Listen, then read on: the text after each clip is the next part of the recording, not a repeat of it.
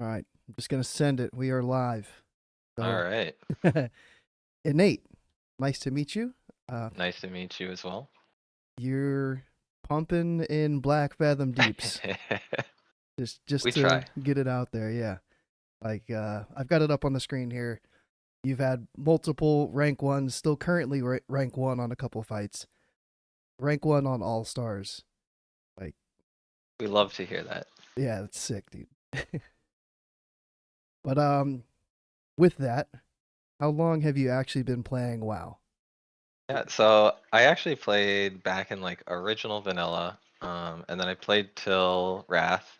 I was mostly like an arena player in TVC and Wrath. I didn't actually do that much raiding. And then I think I quit when Kata came around.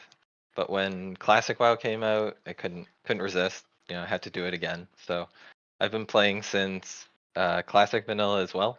Um, Again, I kind of did more arena in TVC, but I don't know. I'm kind of over it at this point. I've started to enjoy the raiding and the parsing and that kind of stuff as of Waddle K. Have you played Balance Druid this whole time, or have you done other classes and stuff too? No, so this is like my first time really playing Balanced Druid. So I played a lot of Druid back in Original and some in Classic, but I mostly was actually a Resto Druid. So this is like the first iteration of the game that I've really played Balanced Druid.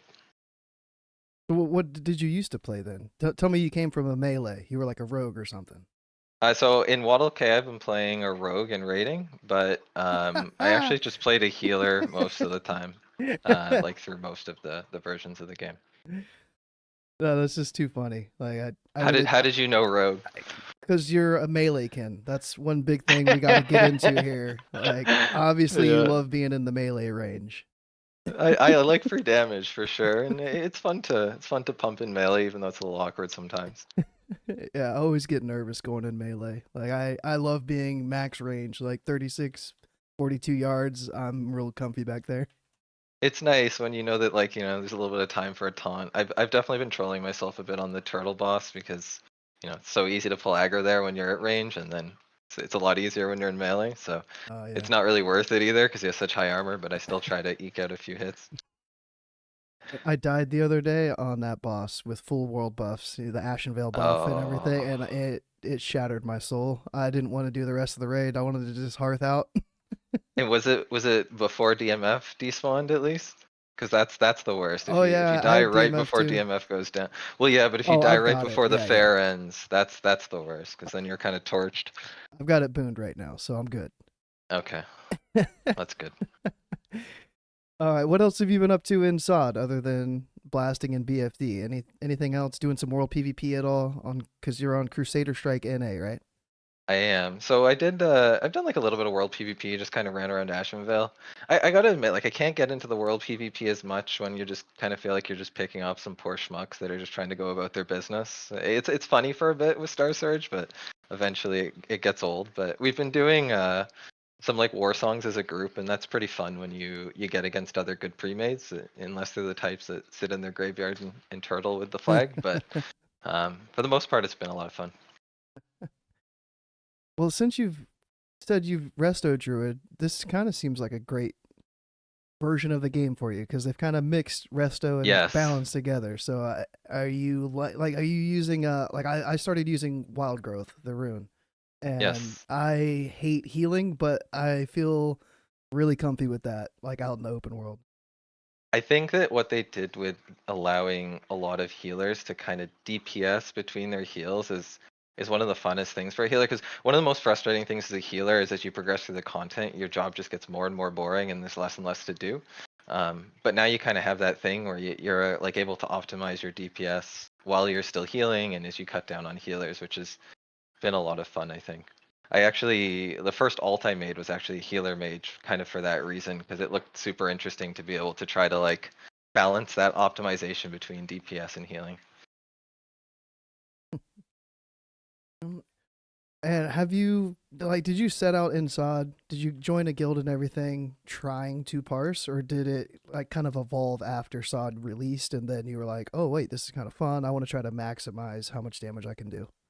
So it definitely evolved. Like the reason I chose Druid was because Like I have a group of friends I play with that I've played with for ages, and none of them really like playing healers. So I expected that if we wanted to form a 10-man group with like within our friend group, I was gonna have to play healer.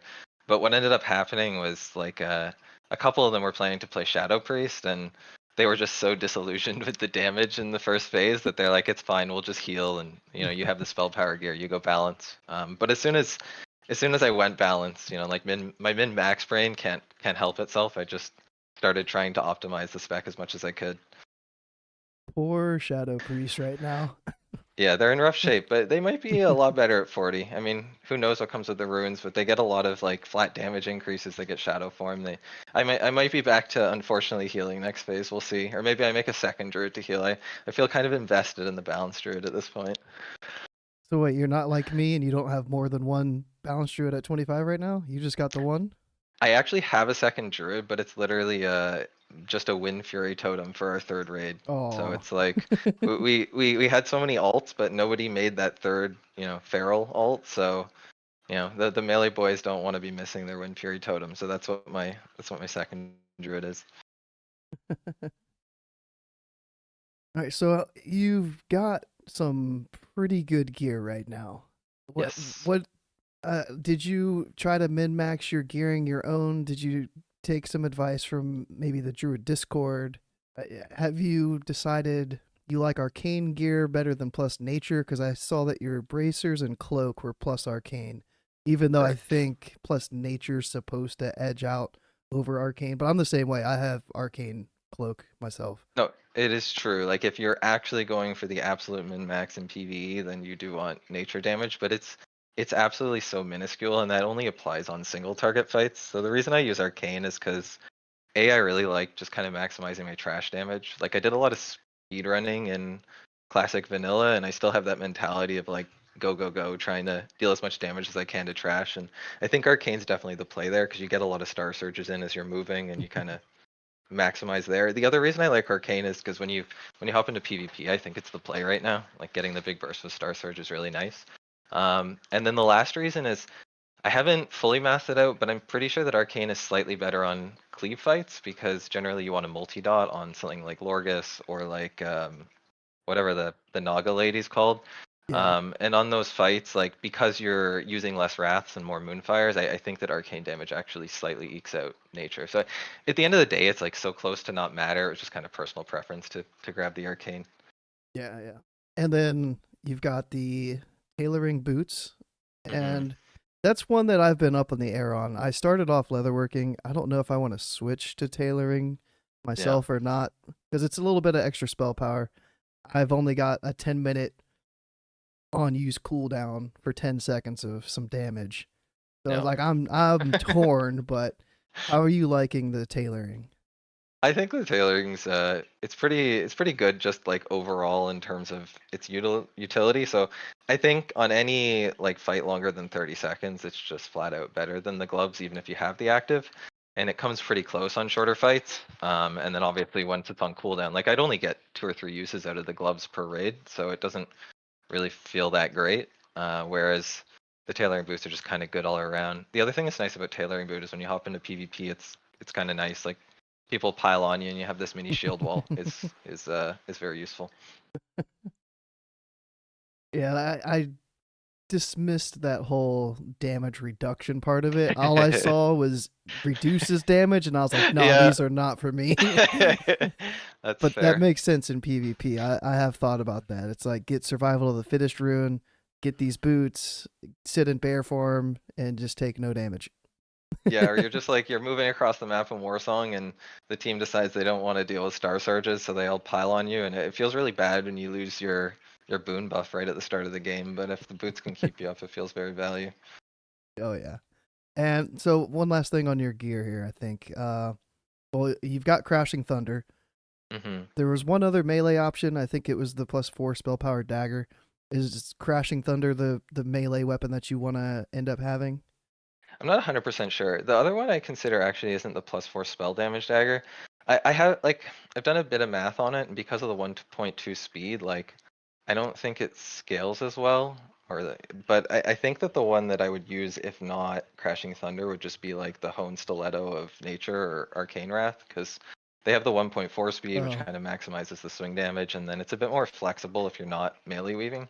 Like I think it's probably better on something, say like the Turtle Fight, than probably Crashing Thunder is, because he has so much armor and it's so hard to get that melee damage in. Hmm. But I'm not 100% sold on it yet. Like I'm trying out different things each raid. The thing I really want to try next raid is I just happen to have a roster that allows me to be in the melee group, and I'm ready to try out the Wind Fury Battle Shout Strength Totem, and see what that looks like. I haven't seen any melee kin logs with Wind Fury yet, so I'd like to see that log too. So the only problem with getting that log is it probably will not log me as a melee kin, because I think once you hit that 10% damage threshold for melee, it actually starts categorizing you as feral right now. But Yeah. still worth it for the damage. There was one other thing. Oh yeah, so like I guess just your legs is the only thing that you are still looking for getting outside of maybe Legs a and different weapon? bracers. Bracers. So we Oh, okay. somehow have not seen the 7 spell damage bracers yet. Like I see them obviously. every lockout, dude. Every lockout. That's how it is, right? We see the same things every lockout, but it's not those bracers. I've been pretty lucky with gear though. I can't complain. I might consider using the staff too if I saw it, but I'd probably just pass it because I feel like it's like better in some situations, but it would be so much better for some other people, and I already have a pretty good setup with the fist weapon. Fair enough. I'm still going for the staff. The melee That's stuff fair. looks fun, but I want the staff. I probably should grab it because when I'm gonna like level and stuff, I'm gonna definitely regret my decisions if I don't have it.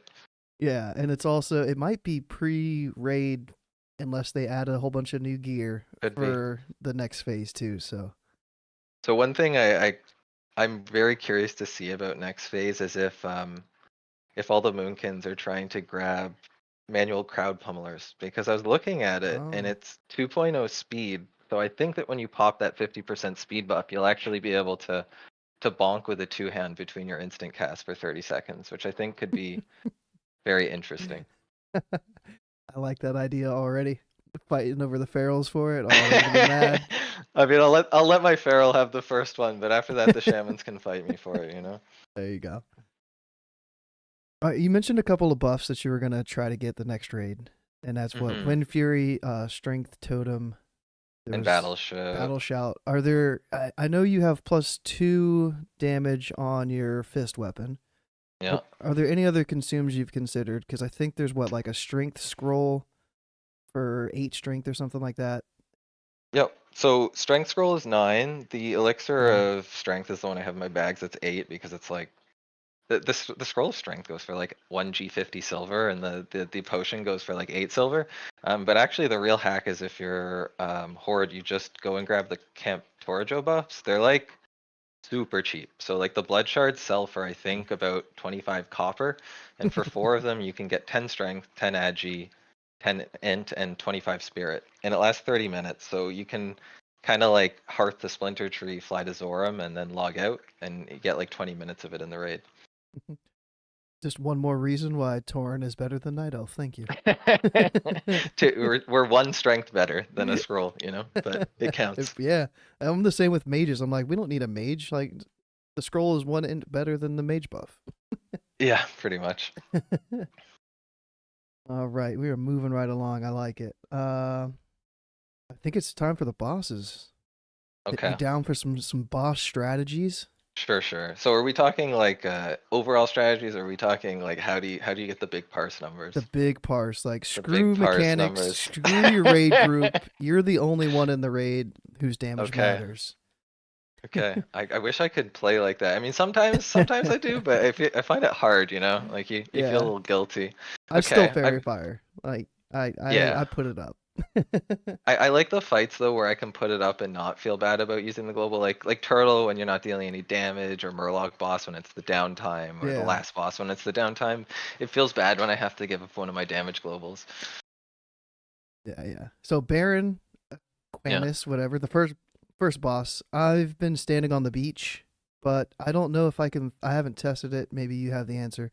of throwing a bomb, because I noticed you have some really good bomb damage on some of the fights as an Yes. engineer. So where are you standing on Baron? So Baron, I'm usually like I start on the first platform and we do like a 5 second pull timer or something, and I try to precast a Wrath plus drop a Star Surge, and then I kind of like hop across the platforms while applying Moonfire and Sunfire, which usually gets me to the boss like in time for that like Fairy Fire application, and then you can kind of just melee bonk him and do your rotation from there, just standing right next to the boss. And then you just pray you don't get the debuff. That's really the biggest thing. You just have to have a really good GUID. Oh yeah, yeah. Any other special things with rotation there? Like, so you are throwing a bomb once you get on the platform? Yeah, I'm just mainly trying to time the bomb for right after an instant cast, because then you don't like lose any cast time. So usually like when I hit the Moonfire, I'm on the platform and I just immediately cast the Dynamite before my next cast. But I don't think there's anything you can really do to min-max the bomb damage on that. It's more just about not clipping your other spells. All right, and then yeah, you're using the standard rotation. So like you haven't switched up and started to use Insect Swarm instead, because I've heard that there's a spec where you get Insect Swarm to have one extra GCD to have an extra melee swing. But You know, yeah, I looked at that spec actually a bit, and like when I crunch the numbers, I can't make it better. I can make it like the same, but to me, it's a little bit more awkward to use. It's a little bit more mana intensive, um, and it's also like a little more restrictive on gear, because I think once you use Insect Swarm, you kind of have to use Nature's Wrath over Arcane Wrath. yeah, Um, yeah. so from my perspective, like I haven't been able to make the math work on it with my gear set. It's very close, but to me, it's just like a little more awkward, and you lose the range talent, which I think is maybe not that important if all you care about is like single target boss damage and BFD. But when you're playing outside of BFD, or you're on trash, or you're just like far away from the boss, it's pretty annoying losing that 20% range. I would need a real gain in DPS to probably do that one. Yeah, and I forgot, I guess, to ask what your spec actually is. I'm assuming it's 5 points improved Wrath, 5 improved Moonfire, 2 Yep. range. There's 4 extra points. Where are those last 4? So 3 are in natural weapons because I need my 6% melee damage, and then 1 is in vengeance for the crit damage. I like the 3 in natural weapons. I had thought about it. I had talked to a fellow It's pretty balanced druid. cringe. Yeah, and I was like, I mean, it makes sense though. If you're melee weaving, you got to have the points in there. I mean, the other choice is obviously like brambles to get like the thorns damage on your tank, but tank damage isn't coming to me. I need my 6% melee damage, so that's what I picked up. How much actual DPS? Because I know you've been crunching all these numbers. How much Yeah. DPS do you think that those 3 points in natural weapons is giving you? So I have it put at about like 1 DPS. So we're not talking I big love it. numbers No, here, but it I love is the it is sweat. 1 DPS. I respect it. Uh, yeah, yeah. When you say it like that, it's pretty. The Yeah. big one, the one thing that's nice about Alliance that I wish I had is if you're melee weaving, you really should ask for Blessing of Might, because that's actually like a decent buff in terms of your damage gain. And I don't Hmm. really think you need Wisdom, or you might be able to just get both anyway. Um, but I don't play Alliance, so I just have to hope I'm in a Shaman group with Strength Totem. All right. You happy with Baron? I'm Can we happy with move? Baron. It's a pretty simple one, so Yeah, yeah, we for can move sure. on. In 25 seconds, your fastest fight. That's pretty. Speaking of the fight length, I think you had sent me a message earlier about fight lengths and like what's a great fight length to have in a fight. And this one looked good at 25 seconds. Yeah, yeah, we kill our boss pretty fast. I'm not really sure if I should be using a second set of Sunfire and Moonfire on it, because it's at that awkward length where it's kind of like you don't get the full duration. But right now, I think it's still long enough to use it. Yeah, yeah, yeah. Okay. All right. We've got Ghamoora. This is my personal favorite fight in BFD. And then dying on it, like I said earlier this week, it crushed me. But it seems fun. But melee wise, I don't know how you're handling it. So did you die to threat, or did you get ping ponged by the little bubbles? Threat. So I ripped threat, Okay. and then the tank just decided to taunt after I died. So That's unfortunate. yeah. This one, I think I said it earlier, but this one I think I've been playing wrong. I've been super focused on trying to maximize my melee damage on it. Um, so like I'm starting right in melee weaving, but it's actually incredibly awkward because the tank starts dragging away from the bubbles, and you're just kind of like trying to dodge all the bubbles and not get in a really bad spot, and everything gets a little wonky. I think the way to play this one, if you're melee weaving, is to just sit at range while the shell is up. When the shell's casting, apply your Moonfire, Sunfire debuffs, and Fairy Fire.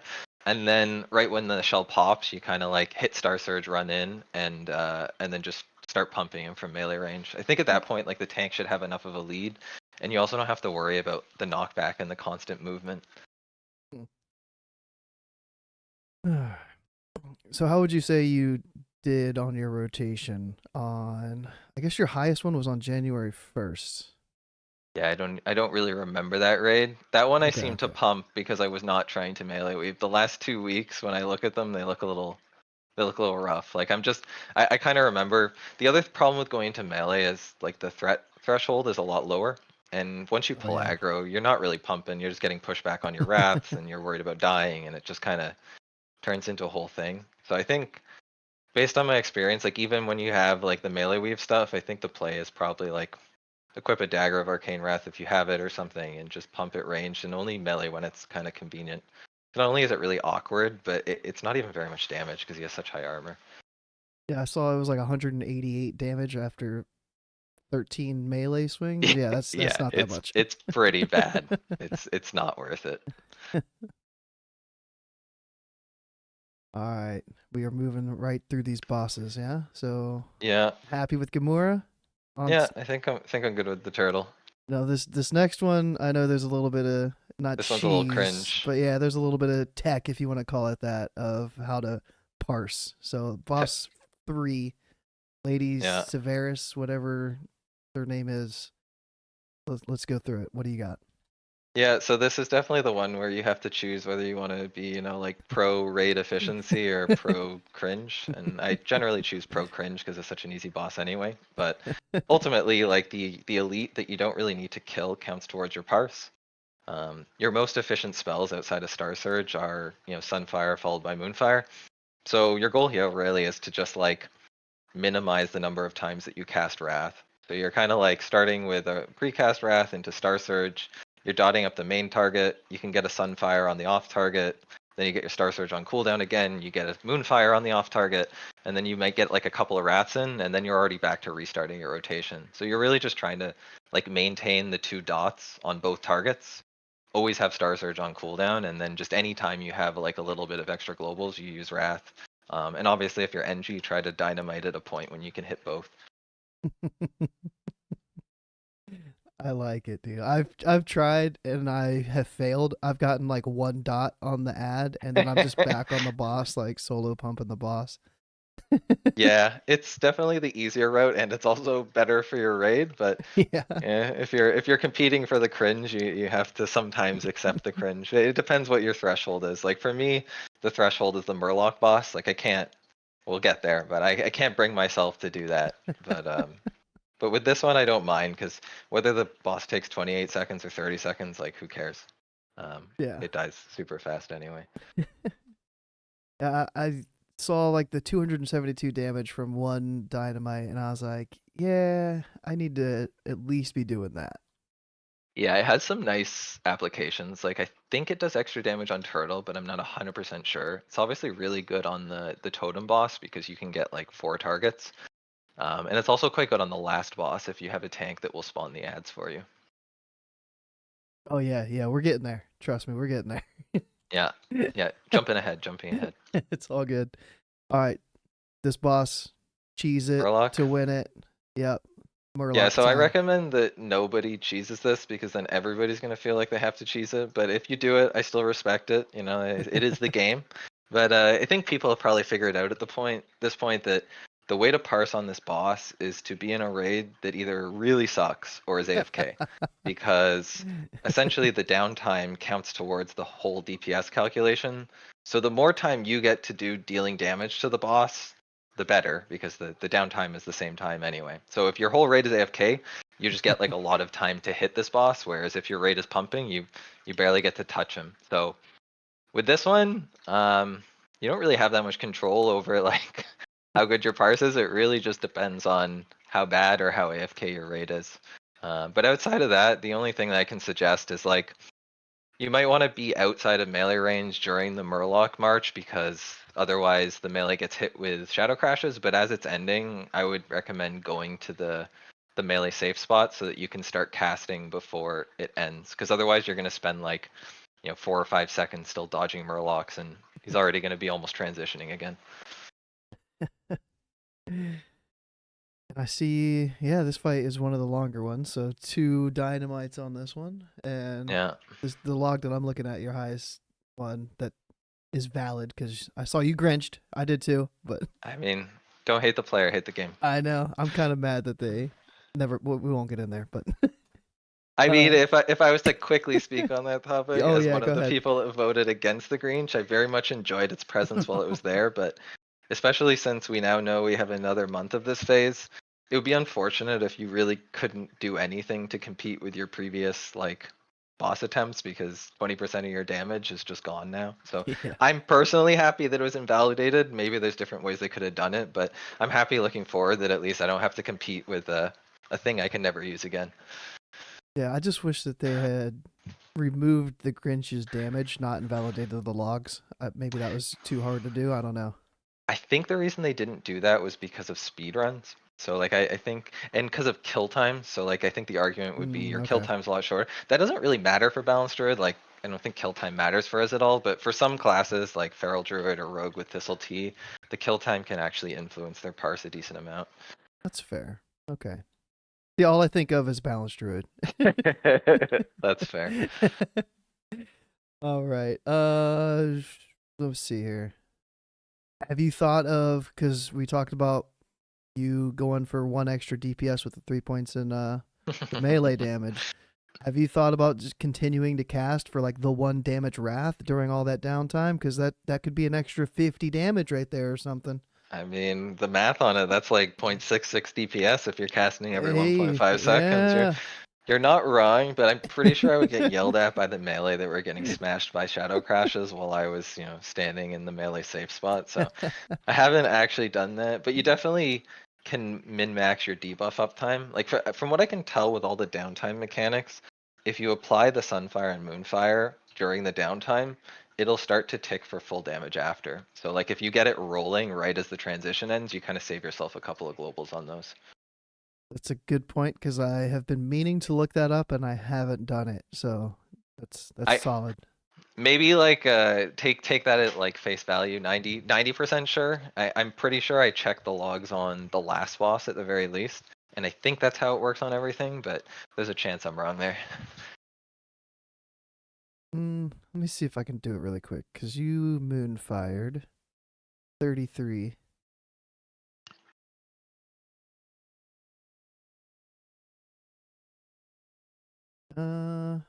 Moonfire's ticking for 1.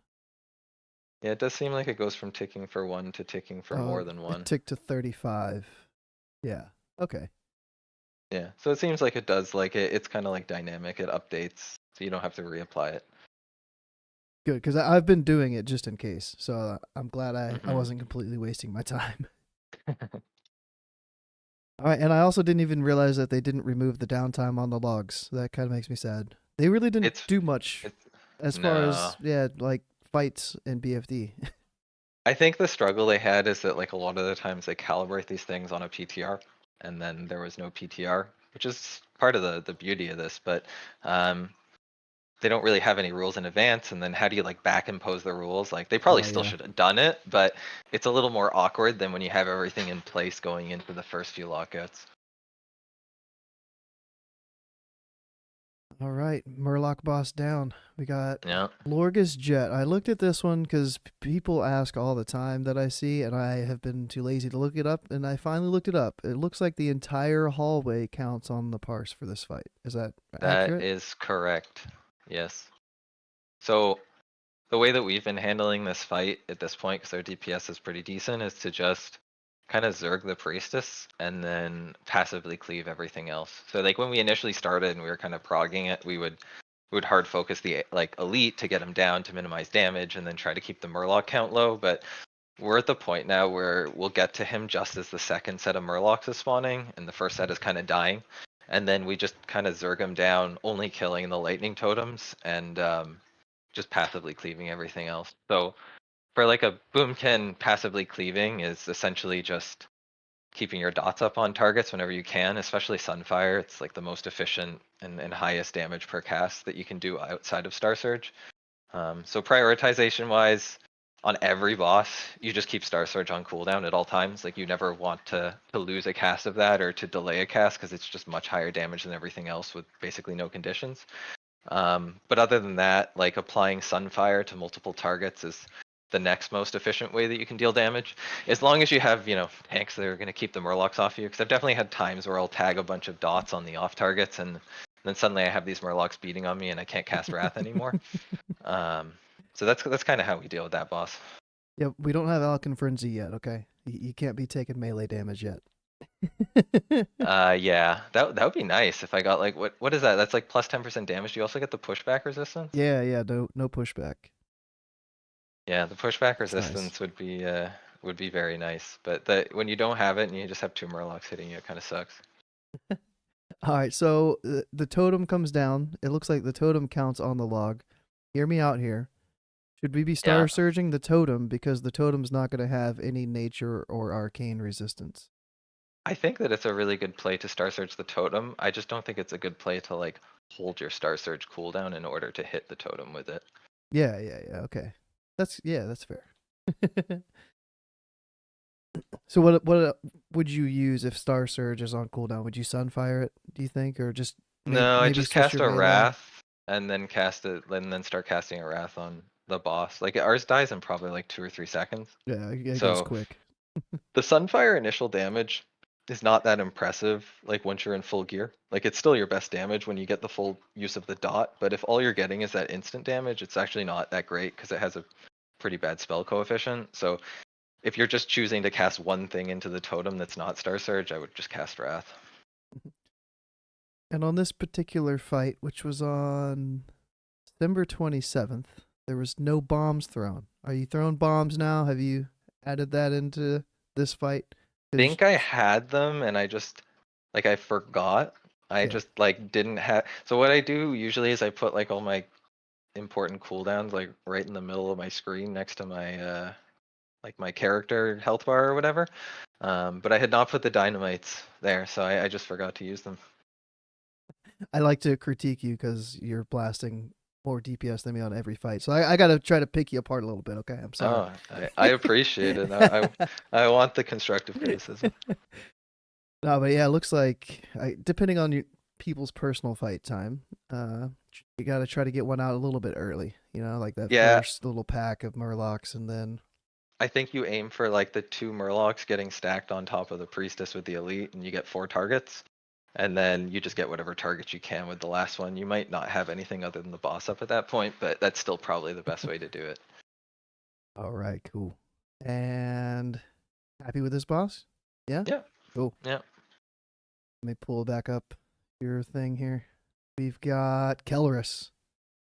Yes. I have mixed feelings on this fight, whether I like it or not.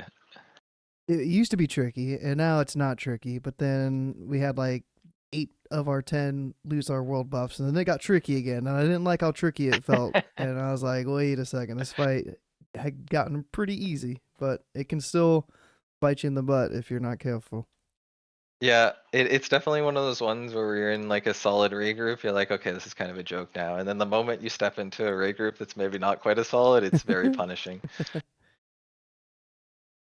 Have you ever gotten sent down to what I don't even know what it's called. I've never been down the there. Shadow Realm is what I call it. I was gonna call it that, but yeah.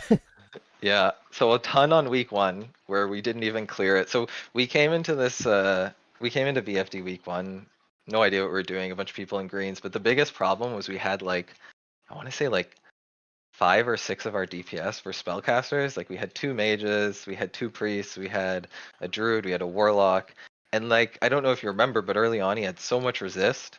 We had no Yeah. idea how the underneath mechanic worked, and we were just chain wiping. Like we could not kill this boss. We just I think we updated our guild message to dust because that's just what we heard for hours. But ever since we got like a few more melee in the comp and we got a bit more DPS, it feels kind of like you can just power through it, especially with shadow pots or FAP.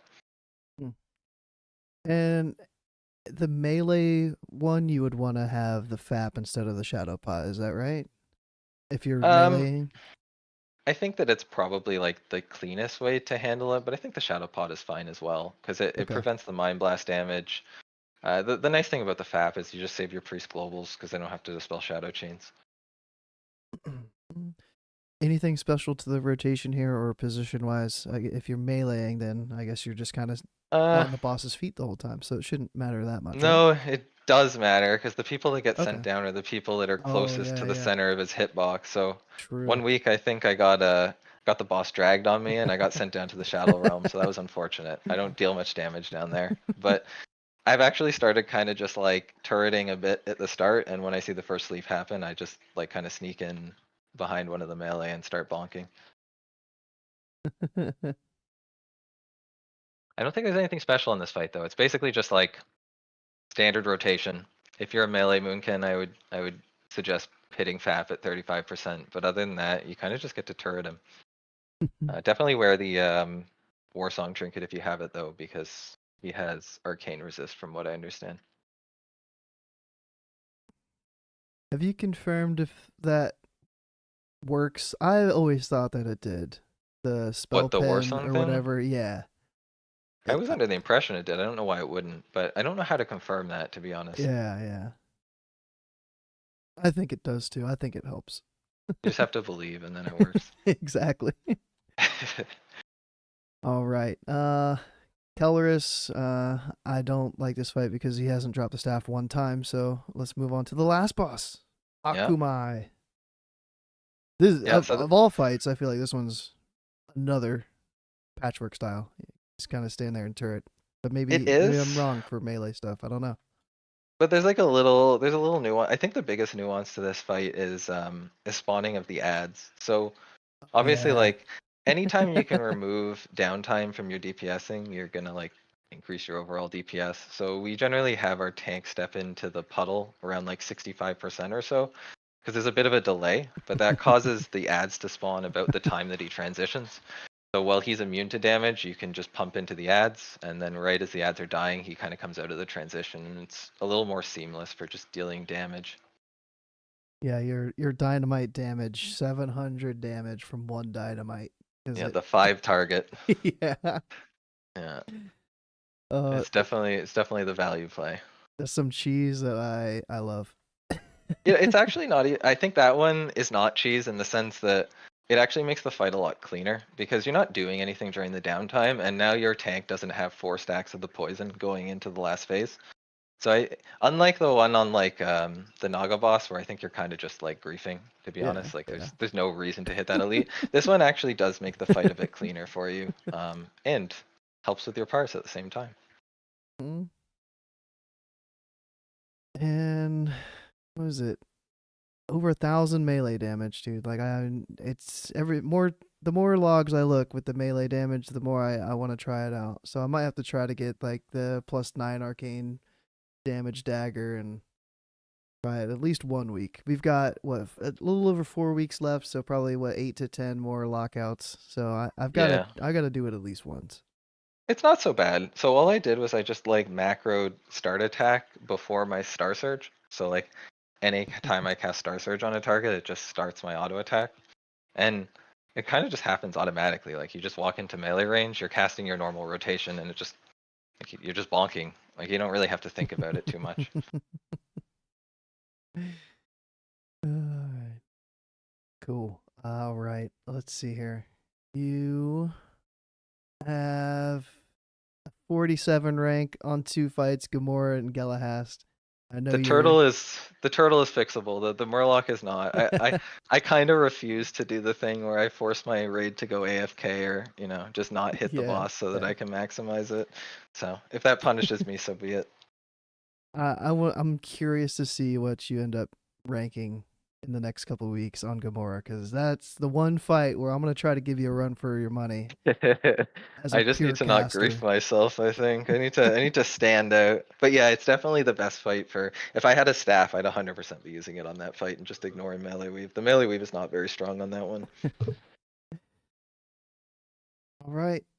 BFD over. Any other tips? You said you like to pump on trash. I like to pump on trash as well. So anything to go over there? Or I mean, like you keep your MP5 regen going when you can, but more than anything, it's just like keep Star Surge on cooldown, try to push ahead of your group, pull stuff back to them.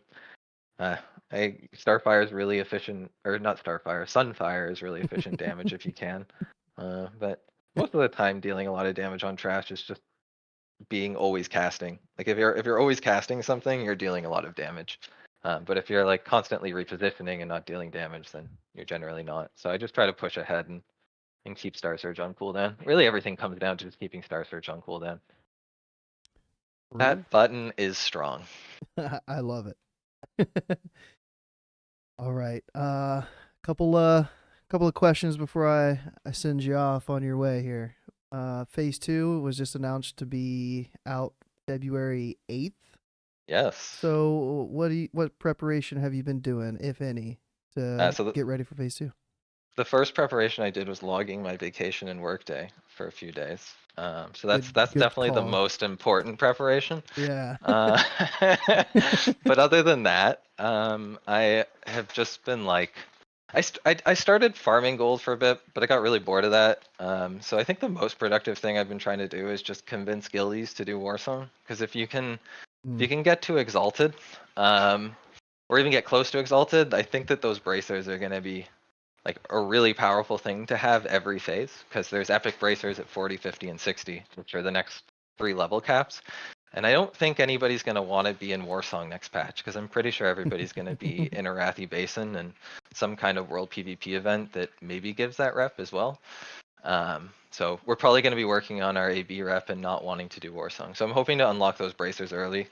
Other than that, like I got my supply logistics to Honored, which didn't really take too long, but I figured they might let you go past that to Revered next time and have rewards, so it's just something you can get out of the way. Yeah, I've been trying to farm some gold. I'm up to 200 gold now. I feel like I've actually been doing something the past couple days, and How are you farming, I've been if getting I can the. ask? Oh yeah. I'll leak it. It's fine. I've been doing the thing where you go to Desolace and get the fishing rods and sell them on the auction house. Is that actually good money? So I did that Yeah. and I got like 10 shellfish and I was like, I can't do this anymore. Oh, you were halfway there. Usually, if I get a stack, maybe a little over a stack, I get a rod. So it's Oh, really? 30 to 45 minutes. I'm getting a rod, and then I'm selling it for 10 gold on the auction house. That doesn't sound that bad. I tried doing the fishing thing for a while in Desolace, which wasn't that bad. Like I have 2 accounts, so I was doing this thing where like my druid was just face tanking level 35s on the North Shore, and my mage was just farming. But I just kind of got bored of it really quick. Could try the Yeah. big iron fishing rod thing for a bit, but for me, it just like I didn't get the payoff early enough. I didn't get that dopamine hit, so I just gave up. There's some world PvP that happens out there too. There's alliance that make There their way is. over there, and that's fun for me, man. I am a very patient player sometimes. So if an alliance like gets the jump on me while I'm trying to like run away from one of the shellfish, then I will sit there for the next hour. I don't care, and I will kill them the next So by hour. patient you mean vindictive. Oh, But absolutely, I yeah. am exactly the same. I will punish you forever if I ever get wronged or feel that I was wronged in world PvP.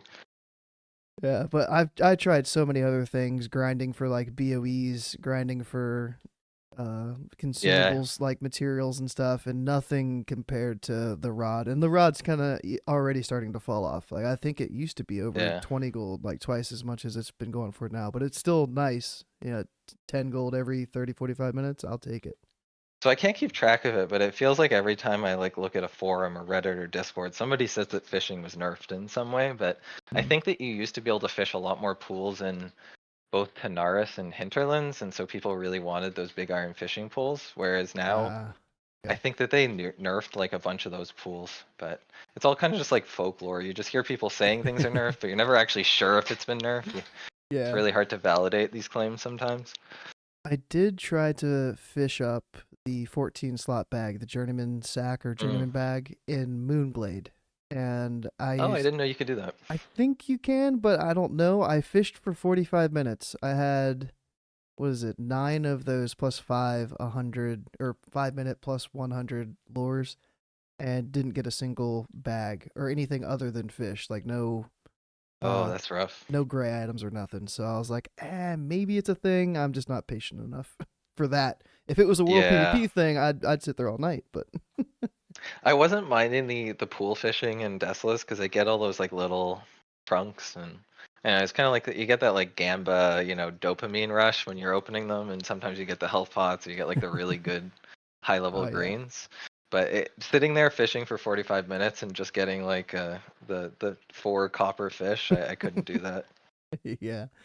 All right, I got one more thing to ask you. This is Yes. an important one because every single dev is gonna watch this interview and hear what feedback you have on what rune would you like to see. Just one rune. If you have more, that's fine. But what if you could pick one rune for phase 2 for Balanced Druid? What would you want to see? Good question. I think the low hanging fruit is Starfall, but that's not actually my answer. So like I think I'd choose some form of like an Eclipse rune.